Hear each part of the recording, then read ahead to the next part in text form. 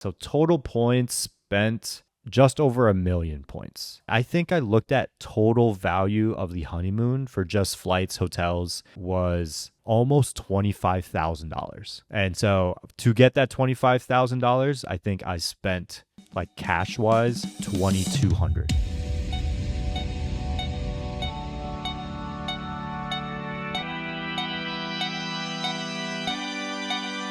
So Justin, how much do you spend on credit cards a year? It's around 2 grand, maybe 2,500. Damn, that's so much. Why? And what's your ROI? I mean, it does sound crazy just off the bat, right? Spending 2 grand to 2,500 on just annual fees. But the way you have to look at it is when you start breaking down these credit cards, how much they cost, yes, you're spending this amount of money, but a lot of these credit cards come with credits. So I think my actual spend after you take away all of the sort of credits that these different cards can give you, I probably spend less than a couple $100 on these credit cards. If not, if I might even make money on having the credit cards. And we can walk through that as well. But the crazier part about it is, for instance, I'm planning my honeymoon, which is in like a couple months or so this later this year. And I think I looked at total value of the honeymoon for just flights, hotels, was like almost $25,000, which is insane. And so to get that $25,000, I think I spent like cash wise 2,200. Oh So that's wow. a And the rest is 10x. points? Yeah, yeah. Everything else was points.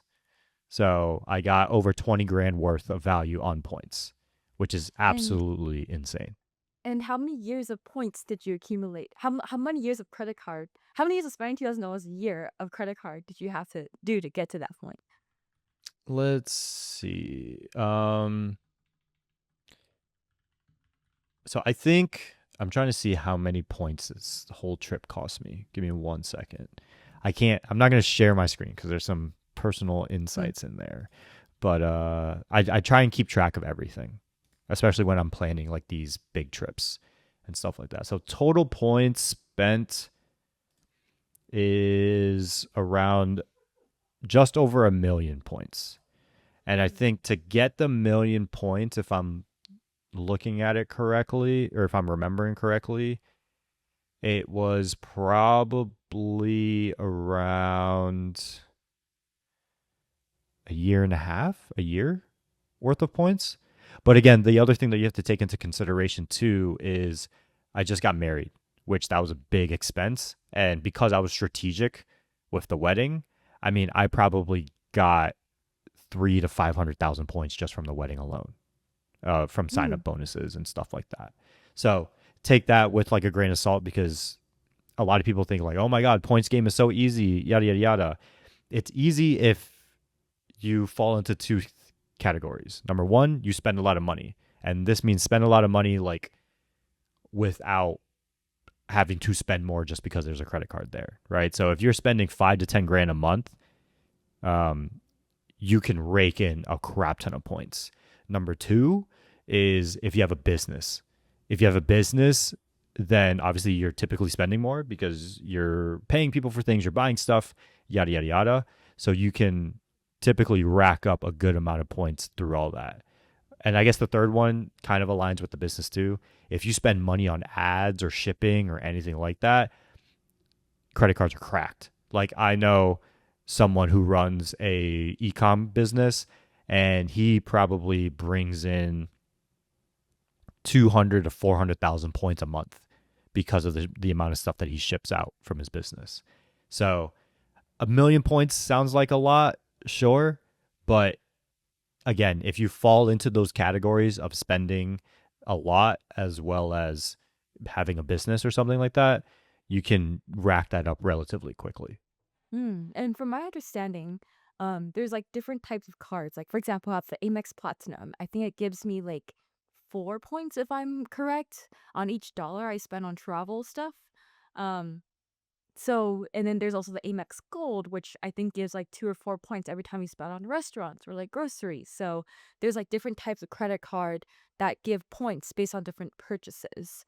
And the game is like strategically choosing the credit card with like that gives you the points for the types of purchases you make the most, and then using these points to cash out in like flights and hotels and stuff.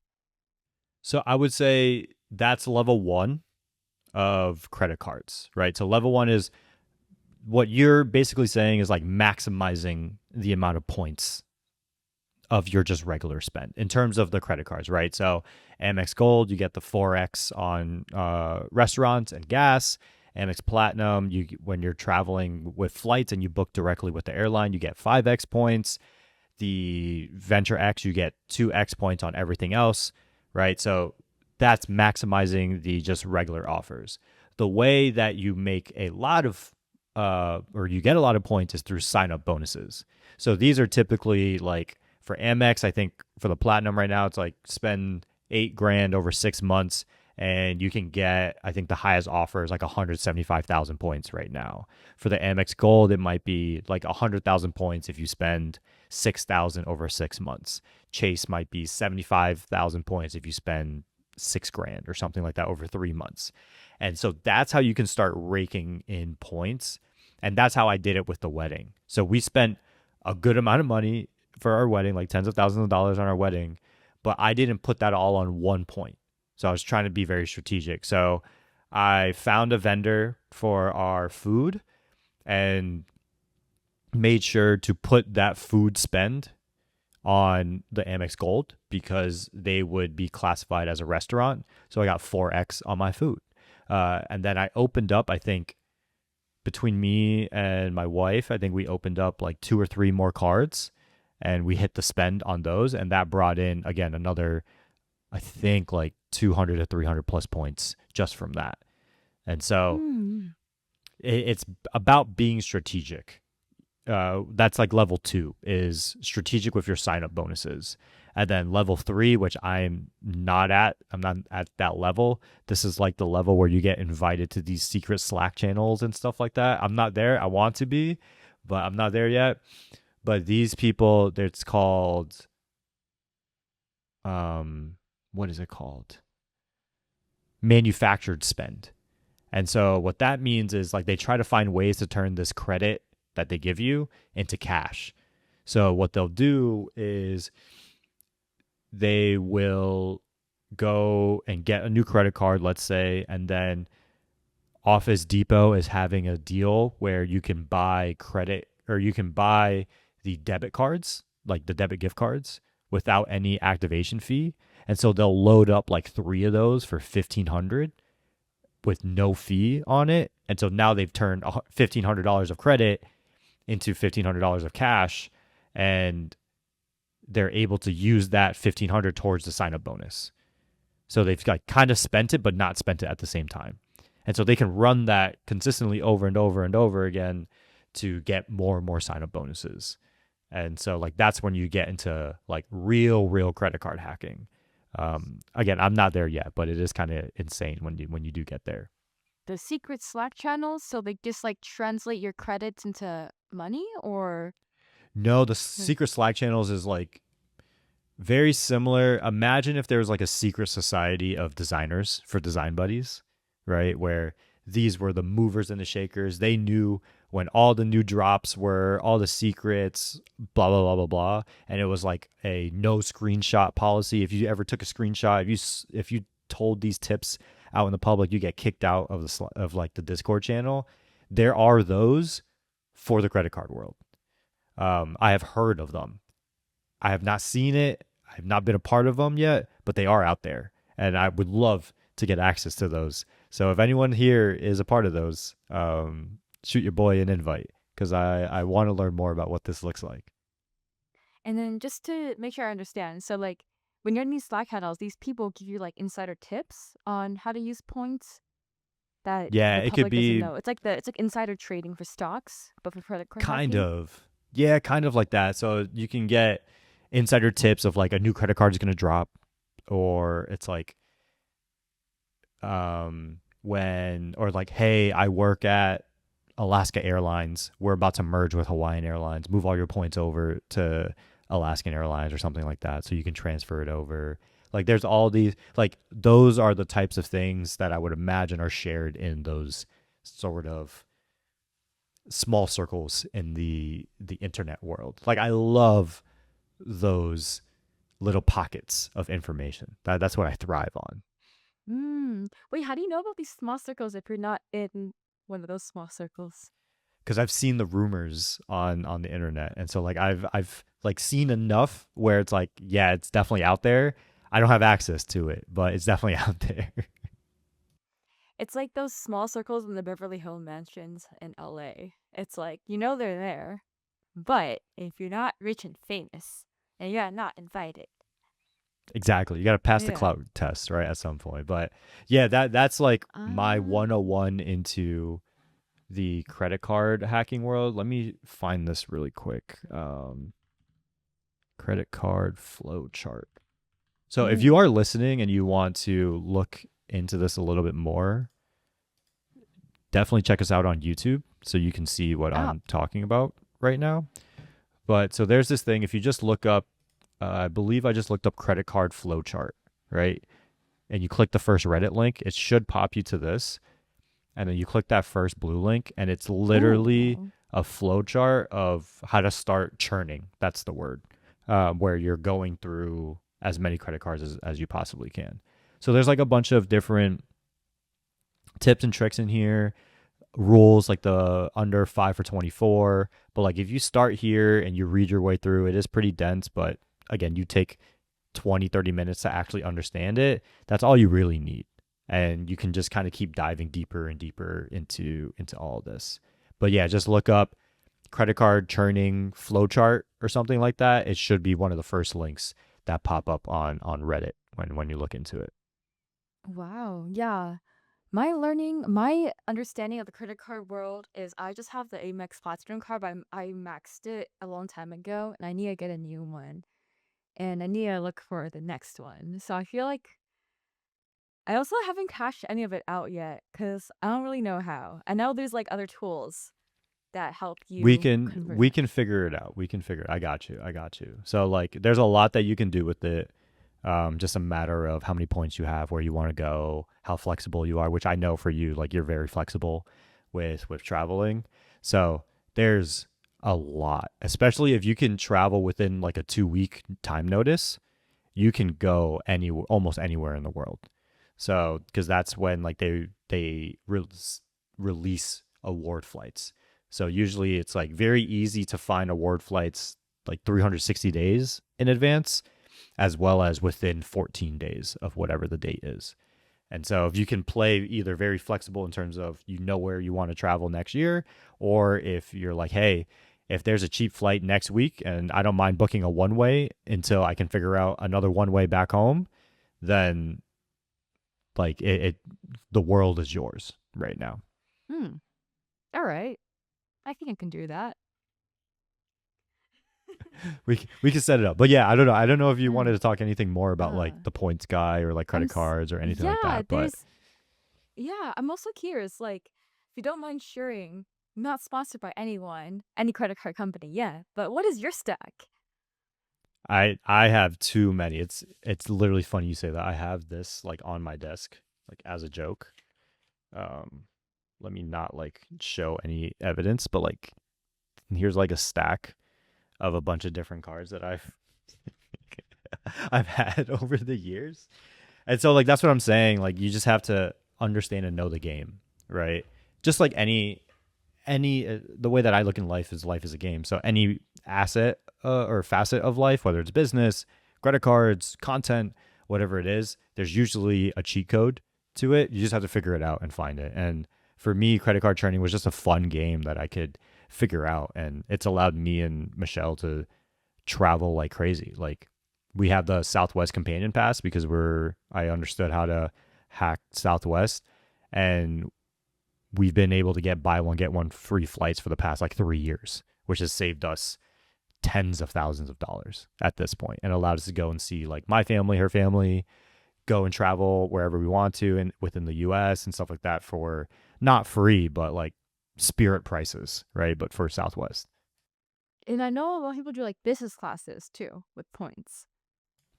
Yeah. So Mm. when you start looking at like you have Amex points, right? So you can transfer Yeah. that out to a bunch of different airlines. It, like again, the world is your oyster if you can travel on a whim. Mm-hmm. Like I was literally looking at, or I got an email earlier today where it's like you can fly to. Let's see, actually, because I got an email earlier today. Let's see what are the deals today. Um, it's always funny to see. Do 65,000 points, first class to Tokyo, London, Frankfurt, Bogota, Hong Kong on Japan Airlines. If you have Amex points, or no, sorry, if you have American Airlines points, and then let's see, are these all American Airlines? Yeah, everyone. So everyone right now is pushing American Airlines points because there's a new card called City, the City Strata, I believe, that just came out, and it's like the only transfer partner to American Airlines points, and American Airlines points typically are very hard points to earn. So everyone is trying to get those referral points to Amex, or sorry, American Airlines, which is, Mm. it's funny when you see how the game is played because companies like NerdWallet, for instance, which is a Mm-hmm. publicly traded company, is Mm. literally built off of being a credit card affiliate company. Same as the points guy too. Have you heard Mm-hmm. of the Yep. points guy? Yeah, he was one of the first people that I like looked into at the beginning. The points community doesn't Mm. like the points guy. Wait, why Um, not?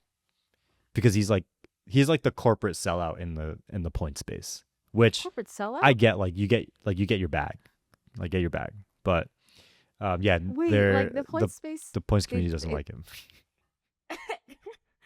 Oh, okay, okay. Yeah, I've seen the points. I did some more research onto him too, that I can share. Brian Kelly, he's this guy he worked in tech. He has no finance background, just a guy in a spreadsheet. He started a points guy in 2010 as a personal blog, but now has evolved into like a 100 plus person company making almost $50 million a year. And a lot of it also started with like affiliate income. And I looked it up. The average like affiliate income he made like promoting a credit card sign up, which is all over his website. He makes $100 to $900 per sign up. And he's been doing a bunch of like sponsored content, brand deals, like in-person events. He has his own SaaS tool, like points calculator app. So Brian, he just started as like a person with no like finance background, just like a blog like 15 years ago, now evolved into like a whole empire making $50 million a year through just like points. And on his website, he just like encourages people to travel more. And his content track is interesting. It's all about like showcasing like travel, luxurious life, and how you can do that with points. And he makes like different content actually on like YouTube, Facebook, Instagram, TikTok, and Twitter. So he has all his media empire about that. But I also saw that they were also bought out, acquired by Bankrate in 2012 for about $20 million. So this dude is cool. He's just like started with like a super niche credit card points to travel. Is now making $50 million a year with 100 employees in that. But I'm curious. Like, I guess like the points community doesn't like it when they sell out. But is it because he's like democratizing this information, or he's just like shilling different cards? Doesn't mean they're great. He's just like shilling them for the money.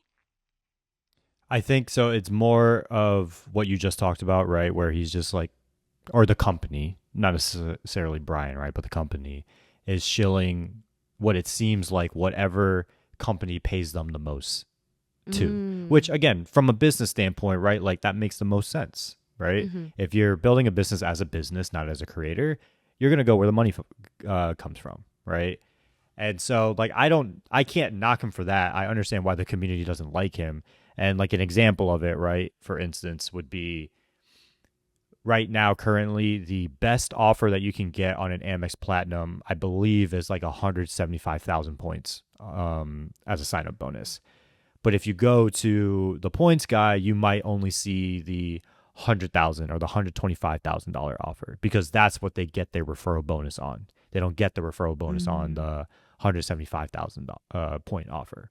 So that's why like a lot of the community doesn't like him because he's constantly or not him necessarily, but the website is because like they're constantly just shilling whatever keeps the company alive. Which again, Mm. I get it. You know what I mean? Like they built a business. It's not there to just strictly be education. You know what I mean? Mm-hmm. Good to know. So for those listening, take the referral bonuses with a grain of salt on his website. Cause like I got this 175,000 points from Amex Platinum, but my friend just told me to sign up for it. Um, so I feel like yeah, I like listening to advice from friends instead of I feel like there's just so much information out there. That's why I haven't gone too deep into credit card hacking, but my friend Rohit, we're just like running one day.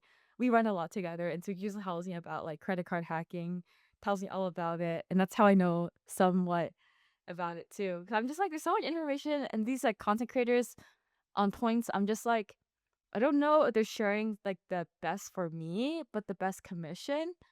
But I also respect the hustle. But that's why I like with points and stuff, it's better to like ask a friend, in my opinion, or like Reddit, or just like some objective thing. Yeah, I think if you really want to understand it, it honestly just takes like 30 minutes. Like run through the flow chart, run through some Reddit questions that you might have about it, and you can get the general gist to be able to make sure that you're always getting the best offer that's out there. And I think that's the biggest thing for most of these people because, again, I don't know, groceries you might spend $500 a month on. So what is that? 30 or 300? No, $500 a month times 12. That's 6 grand a year, right? And so you multiply that by four, that's 24,000. So you would be getting 24,000 points on groceries, which like is a good amount of points, but like that's not going to get you very far for like business international travel.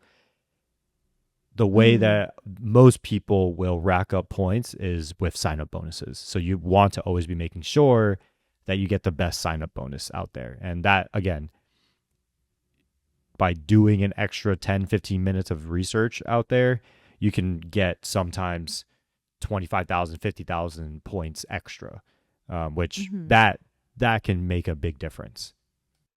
Yeah, I'm about to. I need to open up a new card then for my sign up bonus because I already maxed it out like 6 months ago. So I need more. That's my next action Yeah, item I should take away from that. I got you, Grace. Whatever you need, I got a referral code for you. So Yeah, how would use a referral code too? Yeah, no, it's awesome. Yeah, it's crazy because like I feel like a lot of creators. I feel like this dude, he just like really capitalized on just like niche credit card stuff, and I feel like it's kind of like a not cult following, but people can get really really deep into it. And it's something I want to hack one day too. But I feel like my dad always says it's like, oh yeah, too much work lah. Like, but just investing 30 minutes into it can save you so much money. And I had never ridden business class before. Maybe I should use my Amex points to just do a business class international flight. I can help you out with all that. But like I think yes, Brian Kelly's a great case study there, but I think the bigger one is Nerd Wallet. Like I'm looking at it right now and they're at almost an $800 million market cap. Like it's a publicly Oh traded wow. company and they literally got started and they probably still make a good amount of their money via affiliates on financial products. Like I think that's their whole business model, which is insane that an affiliate based company is almost $1 billion company.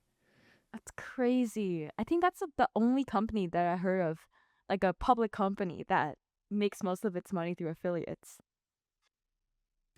Yeah, I don't know. I haven't done a ton of research right into the affiliate world to see if there's other ones out there that like the majority of their revenue comes from that.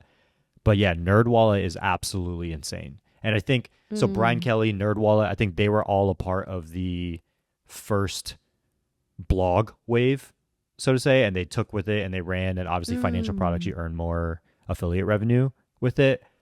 And I think the new wave of financial affiliates came around the 2020 range, where you started to see all of these YouTubers, TikTokers, vloggers, and stuff like that pop up around. Oh, look at this credit card hack. Look at this credit card hack. Blah blah blah blah. You started to see it everywhere, which is pretty interesting. Um, but yeah, I got into credit cards. I want to say 2016, 2017. What do you think 2020 everyone boomed? Like a lot of finance creators like Graham Stephan and other YouTubers came about. I, I think people were home, and then not necessarily smarter people, but if you looked at it from a business lens, people found out that if you created financial related content, you could charge a lot more for your content. And Mm. so I think that's why a lot of people started it back then.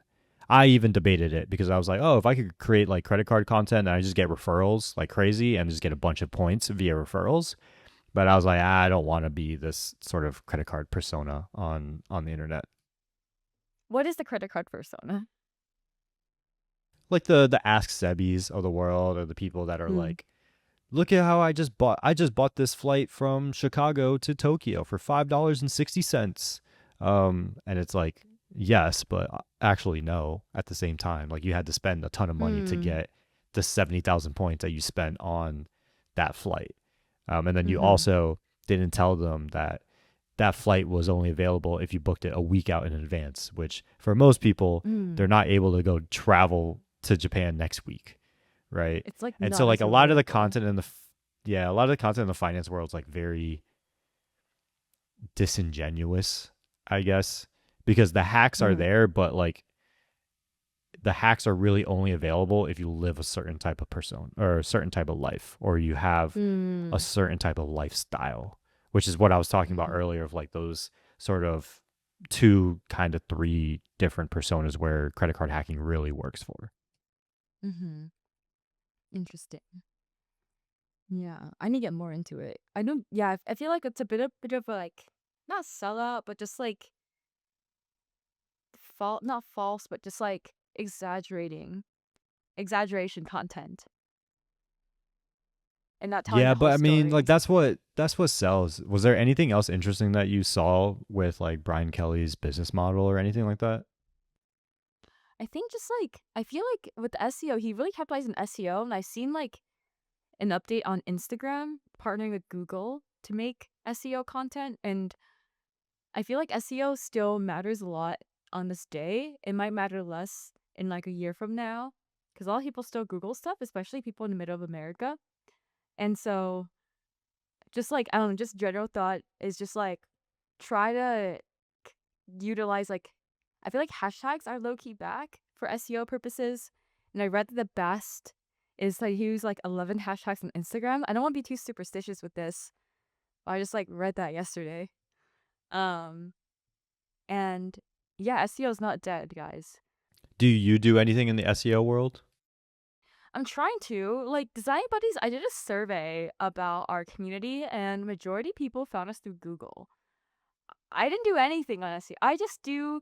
I just happen to have a lot of backlinks because a lot of people feature design buddies in their article, and I said yes to um a lot of like interviews, podcast interviews, um, blog reviews, like pro bono, and I'm just featuring a bunch of things. And that helped SEO. Like I feel like SEO just like getting backlinks is the most important thing. Keywords are important too, but as much backlinks as you can get is key. Would you ever or have you ever looked at like an affiliate model since your SEO so strong? Yeah, we are trying to. We have some affiliate links with some other design tool companies that I'm trying to also get more of. Like a design resources page. We have a design resources page on Discord, but we should make a public design resource. There's like a million design resource databases out there, but we might just like make another one. And what I really learned about the business world is you don't need to be original, man. Like every tech company copies from each other, just like stories, you know. Everywhere has stories. Even LinkedIn has stories at one point. You just really don't need to reinvent the wheel each time. Cause like for a while, I never did fan art. I was just like want to be original. I never want to copy anyone. But in a business world, everyone's copying everything, and it seems to work out well. But like copying, like not copying, but taking a lot of inspiration from, like, which is different than plagiarizing, like taking word for word from people. So yeah, so we're going to capitalize on that. We're doing a design resources database.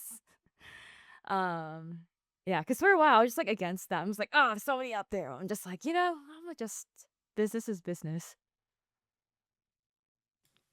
Yeah, I get that. All right, I know we've talked a lot about credit cards. Can I tell you about the strawberry milk mob? Yeah, tell me more about this mob and the strawberries and the milk. Do you do you know what it is? Have you ever heard of it I think before? I remember in our interview with Toaster, I remember that they sell like clothes, right? And then on their Instagram or the TikTok, their Instagram they just showcase like their products, and on TikTok they show like behind the scenes. And I remembered their content strategy. I thought that was fascinating. But tell me more about them. Yeah, I mean, they are like the blueprint of how to build a company, especially an e-com company on TikTok or short form content. So they started, I want to say, when did they start? 2018. So founded in 2018 by this girl Georgia, who that is Strawberry, and then she's got two sisters that she creates content with, Coconut and Blueberry. Couldn't tell you where those Mm. names come from, got zero idea. But I think all of their names are like Strawberry Milk Mob on TikTok, Coconut Milk Mob, and then Blueberry Milk Mob. And then they've got George's boyfriend, whose name is Brad, or at least it's Brad uh, on TikTok. I don't know if that's actually his name or not, but it kind of goes along that meme of like the Brads and Chads of the world. Like he looks very much of what a Brad would look like in that world. So like their content strategy is exactly what you talked about, right? Their Instagram is like a your traditional showcase of product, so to say, but the TikTok is more of the behind the scenes, specifically George's TikTok. And so she'll just be talking about like what they're doing with her life, what with their lives, what vacation that they're on. But the series that is very important to them or important to her, at least, is like she started it of I love boys because, or I love men because they do this or whatever. And obviously, like if you're a girl, you'll likely watch that content, and their target market is females because they create like swimwear for girls. And so yeah, no, their content strategy is amazing. Almost every single time that they do a drop, it like sells out. But apparently, they run zero ads, and so I think this business model is insane for content creators out there that are looking to sell a product. So showcasing, like, because I feel like founders or like consumers want to know more about the founders. They feel more loyalties to the brand if they know their story and have that parasocial relationship with them. I think it's that, and Mm. I also think like their TikTok sells the lifestyle of the Mm. bikinis and like the guys swim trunks and stuff. Cuz like they Mm-hmm. see this girl Georgia and they're like I want to live this life. I want to be in Saint Tropez. I want to be whatever. And because she's in Saint Tropez and drops a Saint Tropez swimwear release or whatever, I'm gonna buy it because I can feel like I'm in Saint Tropez with her, right? Because that's Just the chasing people on lifestyle that that I journey. want to show off on social, basically. Mm-hmm. So I think it works really well for visual type of products, which I think for what they've built is very visual. Interesting. Yeah, I'm looking at their TikTok. I see a lot of talking head videos and like day in the life stuff Yeah, and that's it. product That's stuff. literally it. They just like literally 5 videos in a row is like her sitting in a car and just like talking about something. And they don't even have like a caption or no closed captions. It's just like it's like a lot of like zooming in facial expressions, and it shows just like you don't need to put that much effort into, not effort, like you don't need to put that much editing stuff in your content to be authentic and to sell a lot. And these things have like these like videos, just like talking head videos that probably take like 5 minutes to make, get like hundreds of thousands of views. And just like showcasing being real behind the scenes and just like talking with expression to captivate the viewer. Yeah. And I mean, like, don't get me wrong, like her storytelling is great. I think Yeah. she's just real, like she's one of those people that is just really good at making content. So yes, it Mhm. might take her 5 minutes, but like for the average person, you can't just flip on a camera and become a great person with a million plus followers, right? Like we've seen that. We've seen people try to do that, and not everyone gets a million followers. But I think Mhm. the unique thing with her is she basically took the get ready with me model of content for girls, but sold something with it, Mm. right? So every single time other girls would be trying to sell this makeup product or whatever it may be, she wasn't trying to do that to you. She was just trying to sell you the lifestyle of this luxurious, nice lifestyle, so to say. And then randomly she'd be like, oh, we're releasing a new bikini campaign or whatever, right? And so Mhm. I think her strategy, whether she realized it or not at the beginning, I'm gonna give her the benefit of the doubt and say that she did. Mhm. She's been killing it Mhm. since the start. Mhm. Yeah, that's awesome. I see they have like men's swim trunk too. That's Brad's side. That's why Brad shows up in Yeah. some of the videos. Oh, that's so interesting. Yeah. I and like their and like I designs. have They're a cool. feeling that like it's not Brad. Like I feel like that can't be his name. It'd be too coincidental if his name is Brad. Yeah, it could be like Giga Chad. What is wrong with Chad? You know what I'm saying though? Mm-hmm. That's so funny. Have you seen any other Yeah. companies like this or any other creators like this? I'm trying to think. Nothing really comes to mind. I consider a product. I know like you want to talk about Prime, and I don't know how evolved like I feel like the examples I can think about is just like Ryan Trahan's like Joyride Sweets, which I tried for the first time. It's actually pretty good. Um, Feastables, like, cause it featured in his videos and stuff, but those are like really mainstream creators doing that. I know Ryan, he makes in his videos, he showcases his sweets a lot, just in his everyday life, but these are like big, big, big YouTubers. I'm trying to think about like smaller creators, like more Yeah. niche creators, doing products like that. I think Cluely Mm. is doing it to a certain extent right Mm-hmm. now. Um it's been really interesting to see the trend on LinkedIn. I'm not sure if you've noticed this or not, where it seems like every single day someone new is launching a newsletter or launching Mm-hmm. a Slack channel or a Discord channel or something, and they're or a product, and they're asking you to comment list or comment your email or something like that to just growth hack the algorithm essentially. Like I know a friend that did it the other day and he got like 1700 comments for his newsletter, and the way that he positioned it, which I think was genius, is he was like, I've been paying attention to this newsletter that tells you about career tips and tricks or whatever. And then he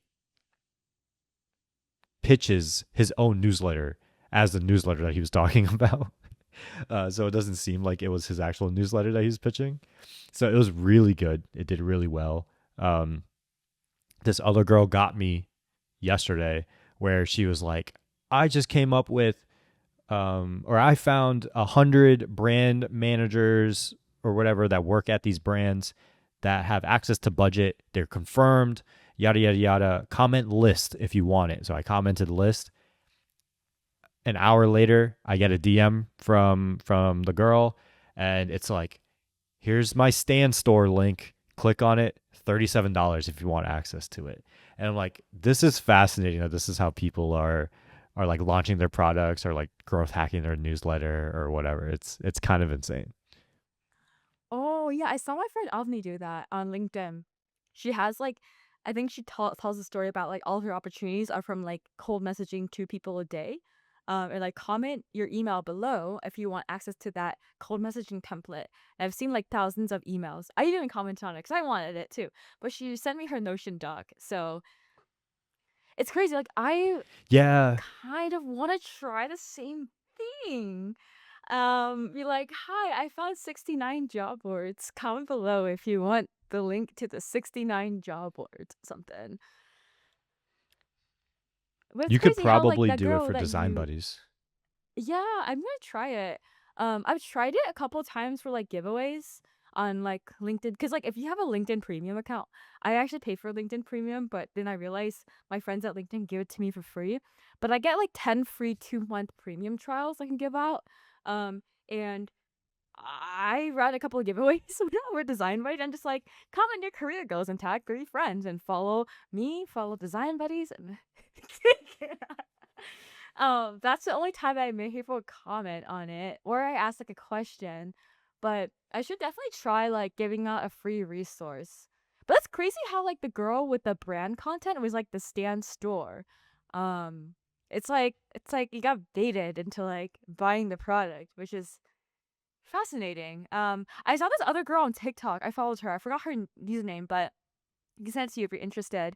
But she focuses on like she shares a lot of like lifestyle stuff, but also like a spreadsheet of all the contacts from PR brands.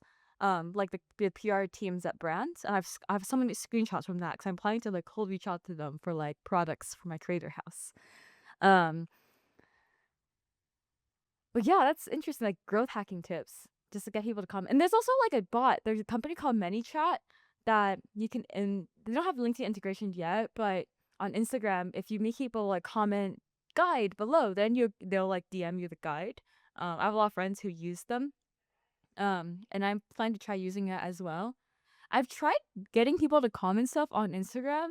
I've only gotten like 3 comments so far when I ask people to comment stuff, which is a little bit challenging to get people to comment guide. Maybe I'm gonna try harder. I should try it on LinkedIn. Maybe I'll do it tomorrow.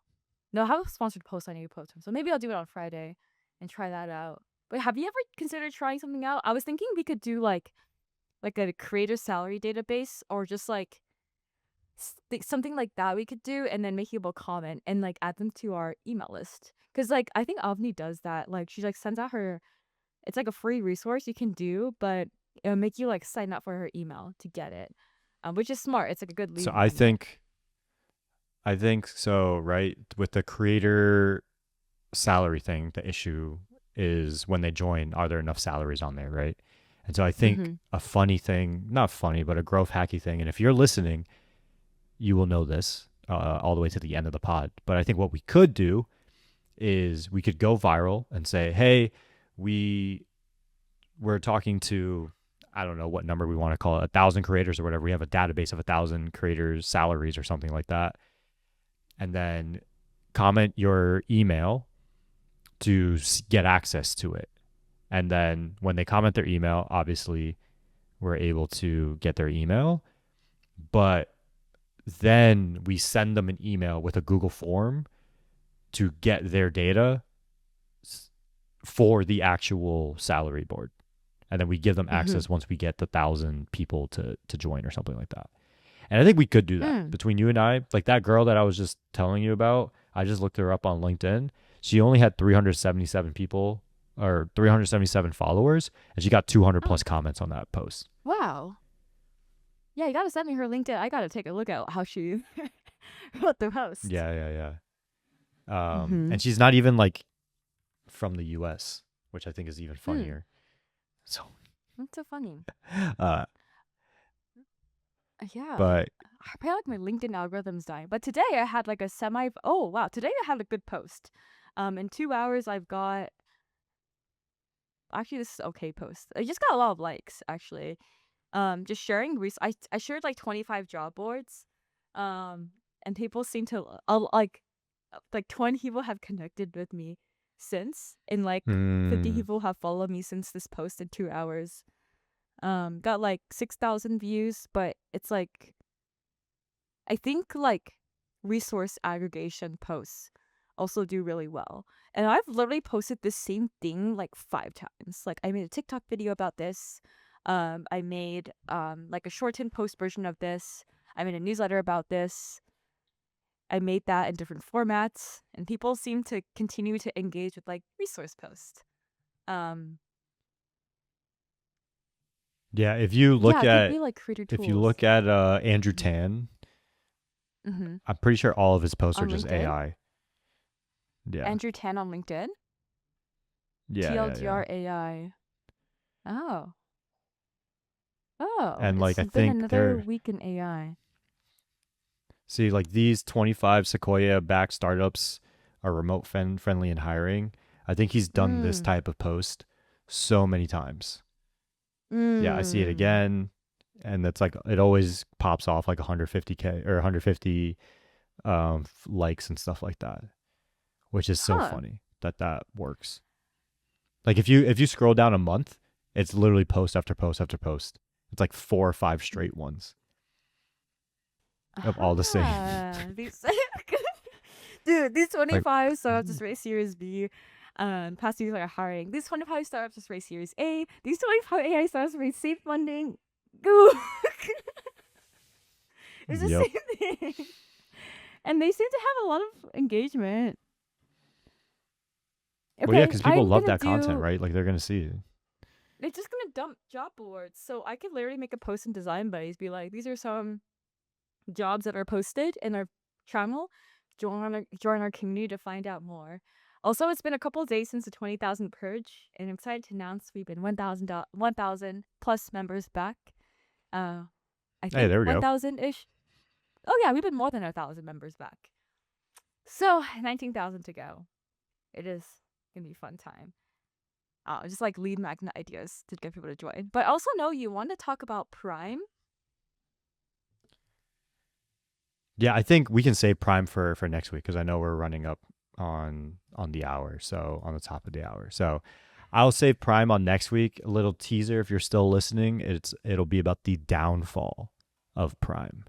So it's pretty interesting. So make sure to stay tuned, Mm-hmm. subscribe, and check us out because that story is kind of crazy on the rise and potential fall of Prime. Mm. And shout out to European government for making businesses share how much money they make even if they're private because that's how we know these numbers. Whoa, I can't wait to hear the tea because I drink Prime. I tried like all their flavors and I bought Prime in Europe too. Yeah. A lot of my friends are I like, love why are you Prime. drinking Prime Grace? Are you sure? Are you like supporting Jake Paul?